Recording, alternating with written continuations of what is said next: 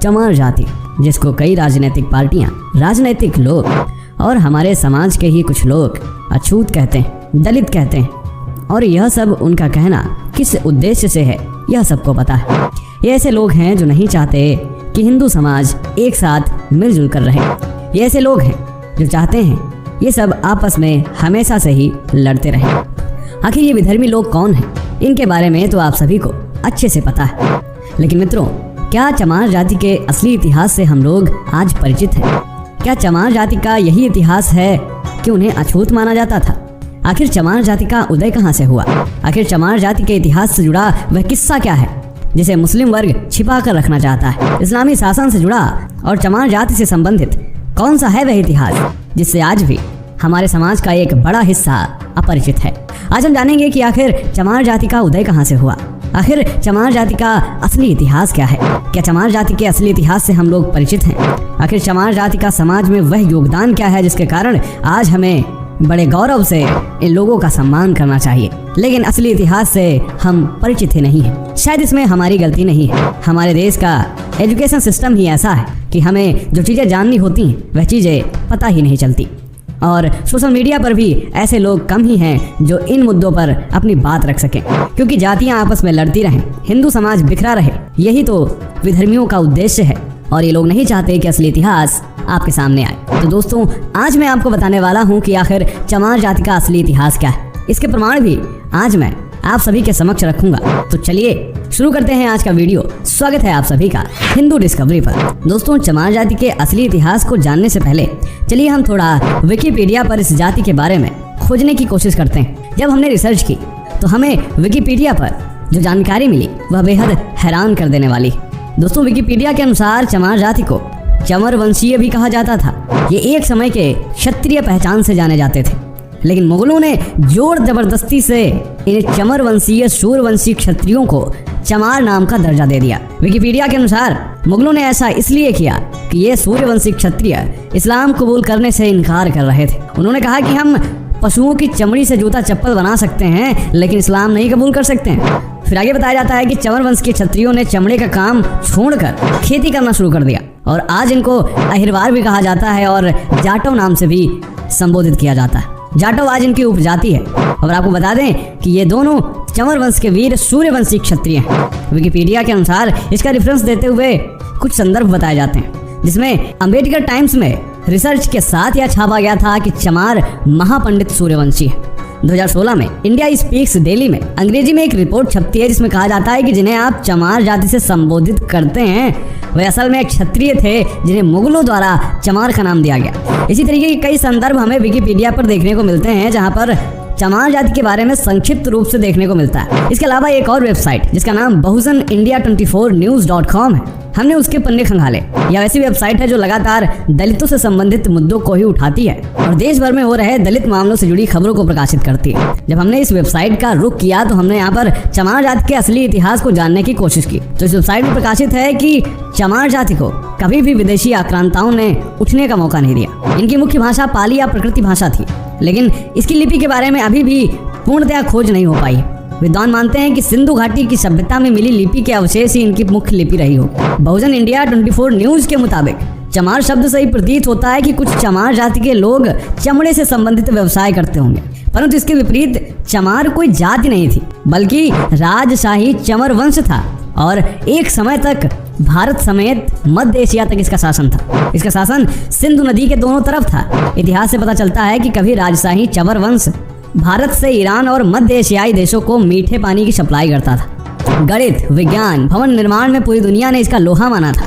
इस जाति के लोग शिक्षा, धर्म, विज्ञान और चिकित्सा शास्त्र में निपुण पाए गए, लेकिन आज अधिकांश चमार जाति के लोग कृषक, मजदूर, बुनकरी आदि कार्यों से अपना भरण पोषण कर रहे हैं। दोस्तों, आपको बता दें कि भारत में आजादी से पहले अंग्रेजों ने चमार रेजिमेंट का गठन भी किया था और चमार रेजिमेंट का गठन हुआ था 1 मार्च 1943 को और चमार रेजिमेंट काफी मजबूत बटालियन मानी जाती थी। और दोस्तों, चमार रेजिमेंट के गठन के बाद इसको कुछ समय बाद खत्म कर दिया गया। इसके पीछे एक बहुत बड़ी घटना देखने को मिलती है, जहाँ पर आजाद हिंद फौज से मुकाबला करने के लिए चमार रेजिमेंट को अंग्रेजों ने सिंगापुर भेजा था।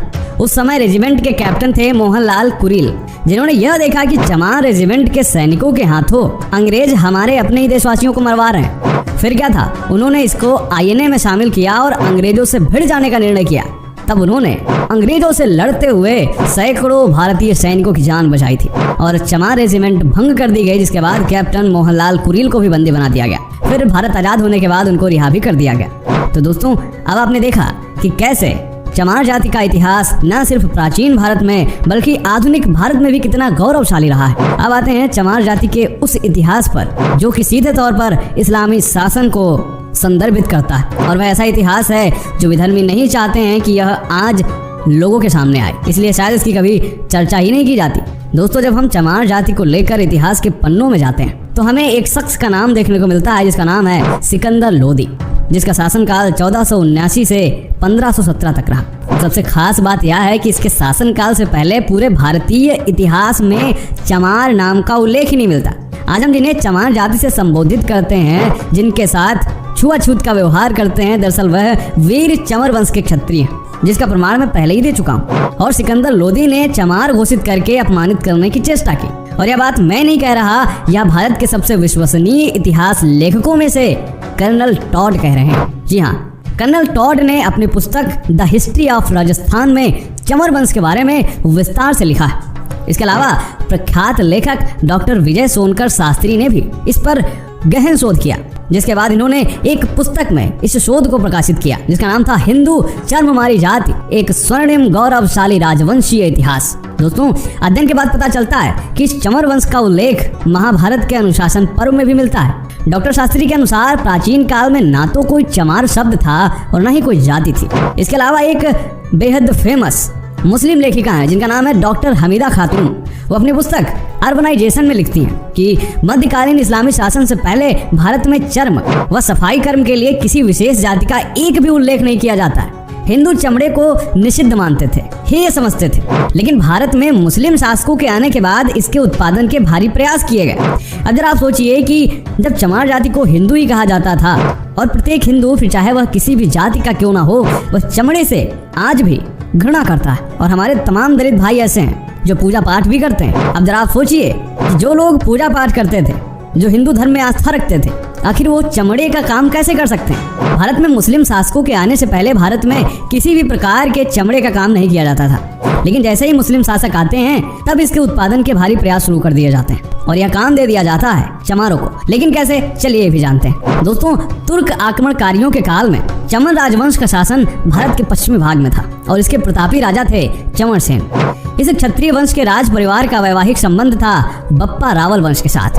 राणा सांगा व उनकी पत्नी झाली रानी ने चंवर वंश से संबंध रखने वाले संत रविदास जी को अपना गुरु बनाया था और उनको मेवाड़ के राजगुरु की उपाधि दी थी और उनसे चित्तौड़ के किले में रहने की भी प्रार्थना की थी। तमाम ऐतिहासिक दस्तावेजों में इसका जिक्र मिलता है, जिसमें संत रविदास के चित्तौड़ किले में कई महीने रहने का उल्लेख मिलता है और वहां पर उनके महान व्यक्तित्व एवं उपदेशों से प्रभावित होकर बड़ी संख्या में लोगों ने अपना गुरु मानना शुरू कर दिया और तमाम लोग उनके अनुयायी हो गए। और इसी का परिणाम है कि आज भी विशेषकर पश्चिम भारत में जहां संत रविदास जी थे, बड़ी संख्या में आज भी रविदासी पाए जाते हैं। आज भी राजस्थान में अगर आप चमार जाति के व्यवहार को देखते हैं तो वह बिल्कुल राजपूतों जैसा ही है। औरतें लंबा घूंघट रखती हैं, आदमी ज्यादातर मूछें रखते हैं, पगड़ी रखते हैं। संत रविदास की इतनी प्रसिद्धि बढ़ने लगी कि इस्लामिक शासन घबरा गया। सिकंदर लोदी ने मुल्ला सदना फकीर को संत रविदास को मुसलमान बनाने के लिए भेजा। सिकंदर लोदी जानता था कि यदि रविदास इस्लाम स्वीकार कर लेते हैं तो भारत में बहुत बड़ी संख्या में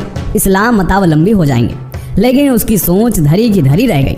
स्वयं मुल्ला सदना फकीर जो संत रविदास को मुसलमान बनाने के लिए गया था, वह खुद शास्त्रार्थ में पराजित हो गया और कोई उत्तर नहीं दे पाया और संत रविदास से, उनकी भक्ति से प्रभावित होकर अपना नाम उसने रामदास रख लिया और स्वयं हिंदू बन गया। अब दोनों संत मिलकर हिंदू धर्म के प्रचार में लग गए, जिसके फलस्वरूप सिकंदर लोदी आग बबूला हो गया। उसने संत रविदास को कैद कर लिया और इनके अनुयायियों को उसने चमार और चंडाल घोषित कर दिया और उनको बंदी बनाकर उनसे कारावास में खाल और चमड़ा पीटने, जूती बनाने इत्यादि निम्न काम करवाएगा। सिकंदर लोदी की यह शर्त थी कि या तो इस्लाम स्वीकार कर लो या फिर ऐसे काम करो, लेकिन उन्होंने कहा कि वेद धर्म सबसे बड़ा, अनुपम सच्चा ज्ञान, फिर मैं क्यों छोड़ूं इसे, पढ़ लूं झूठ कुरान। वेद धर्म छोड़ो नहीं, कोशिश करो हजार, तिल तिल काटो चाही, गोदो अंग कटा। संत रविदास पर हो रहे अत्याचारों के प्रत्युत्तर में चंवर वंश के क्षत्रियों ने दिल्ली को घेर लिया। इससे भयभीत होकर सिकंदर लोदी ने संत रैदास को छोड़ दिया। संत रैदास का यह दोहा देखिए आप, जिसमें वे कहते हैं कि बादशाह ने वचन उचारा मत प्यारा इस्लाम हमारा, खंडन करे उसे रविदासा उसे करो प्राण को नाशा, जब तक राम नाम रट लावे दाना पानी यह नहीं पावे, जब इस्लाम धर्म स्वीकारे मुख से कलमा आप उचारे, पढ़े नमाज जब ही चितलाई दाना पानी तब या पाई।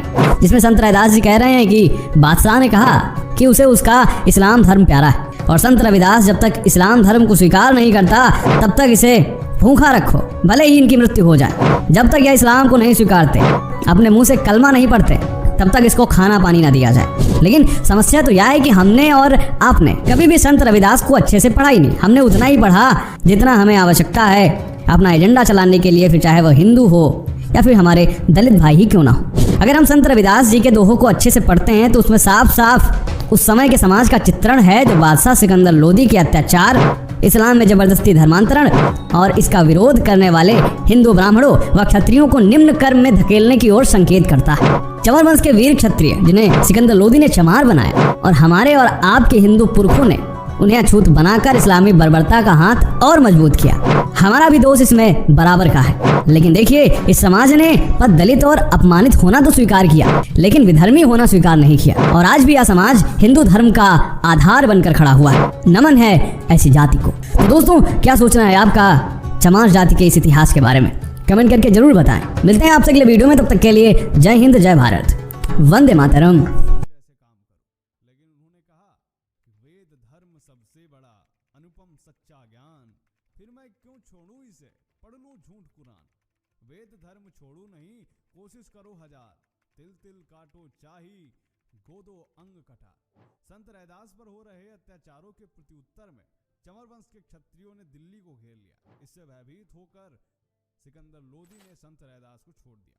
संत रैदास का यह दोहा देखिए आप, जिसमें वे कहते हैं कि बादशाह ने वचन उचारा मत प्यारा इस्लाम हमारा, खंडन करे उसे रविदासा उसे करो प्राण को नाशा, जब तक राम नाम रट लावे दाना पानी यह नहीं पावे, जब इस्लाम धर्म स्वीकारे मुख से कलमा आप उचारे, पढ़े नमाज जब ही चितलाई दाना पानी तब या पाई। जिसमें संत रैदास जी कह रहे हैं कि बादशाह ने कहा कि उसे उसका इस्लाम धर्म प्यारा है, और संत रविदास जब तक इस्लाम धर्म को स्वीकार नहीं करता तब तक इसे भूखा रखो भले ही इनकी मृत्यु हो जाए। जब तक यह इस्लाम को नहीं स्वीकारते, अपने मुंह से कलमा नहीं पढ़ते, तब तक इसको खाना पानी ना दिया जाए। लेकिन समस्या तो यह है कि हमने और आपने कभी भी संत रविदास को अच्छे से पढ़ा ही नहीं। हमने उतना ही पढ़ा जितना हमें आवश्यकता है अपना एजेंडा चलाने के लिए, फिर चाहे वह हिंदू हो या फिर हमारे दलित भाई ही क्यों ना हो। अगर हम संत रविदास जी के दोहों को अच्छे से पढ़ते हैं तो उसमें साफ साफ उस समय के समाज का चित्रण है जो बादशाह सिकंदर लोदी के अत्याचार, इस्लाम में जबरदस्ती धर्मांतरण और इसका विरोध करने वाले हिंदू ब्राह्मणों व क्षत्रियों को निम्न कर्म में धकेलने की ओर संकेत करता है। चंवर वंश के वीर क्षत्रिय जिन्हें सिकंदर लोदी ने चमार बनाया और हमारे और आपके हिंदू पुरखों ने उन्हें अछूत बनाकर इस्लामी बर्बरता का हाथ और मजबूत किया। हमारा भी दोष इसमें बराबर का है। लेकिन देखिए, इस समाज ने पद दलित और अपमानित होना तो स्वीकार किया, लेकिन विधर्मी होना स्वीकार नहीं किया, और आज भी यह समाज हिंदू धर्म का आधार बनकर खड़ा हुआ है। नमन है ऐसी जाति को। तो दोस्तों, क्या सोचना है आपका चमार